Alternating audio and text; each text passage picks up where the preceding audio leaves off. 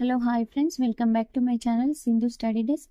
ఇక్కడ ప్రాబ్లం వచ్చేసి రెండు సంఖ్యల భేదం 5 వాటి లబ్ధం 84 అయినా వాటిని కనుగొనం. రెండు సంఖ్యల భేదం x minus y is equal to 5 వాటి లబ్ధం xy ఈజ్ ఈక్వల్ టు 84.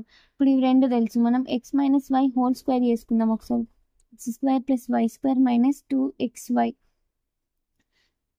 మనకు తెలియదు. ఇక్కడ x మైనస్ 5y అంటే 5 స్క్వేర్ అన్నట్టు. నెక్స్ట్ మైనస్ 2 ఇంటూ 84, ఇది 25 is equal to x square plus y square minus 168. ఇప్పుడు x square plus y square, ఈ 168 ప్లస్ 25 ఇది ఎంత అవుతుంది? X square plus y square 193 వస్తుంది. నెక్స్ట్ ఇప్పుడు మనకి x square plus y square కూడా తెలుసు, ఎక్స్ మైనస్ వై తెలుసు, ఇవే తెలుసు. ఇప్పుడు ఏం చేద్దాం? X plus y whole square తెలుసుకుందాం. X square plus y square plus 2xy, x plus y whole square తెలియదు మనం. Next x square plus y square 193 plus 2xy కూడా తెలుసు. ఇక్కడ 2xy కదా మనం చేసింది, 168.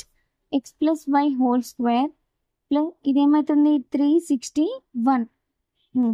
ఎక్స్ ప్లస్ వై ఉంటే ఈ స్క్వేర్ అటు వెళ్తే రూట్ అవుద్ది, 361. ఎక్స్ ప్లస్ వై ఎంత వస్తుంది? 19 వస్తుంది. అప్పుడు ఎక్స్ మైనస్ వై ఎంత? 5. ఇప్పుడు వీటిని ప్లస్ చేస్తే 2x is equal to 19 plus 5 ఎంత? 24. 19 ప్లస్ 5 ఎంత? 24. ఇప్పుడు 2 1s 2 2s, x is equal to 12 వచ్చింది. అప్పుడు మనం దీంట్లో పెట్టుకోవచ్చు కదా, x plus y is equal to 19 అయినప్పుడు 12 plus 5 19, y is equal to 19 minus 12, y is equal to ఎంత? 7. ఓకేనా? ఇది ఆన్సర్.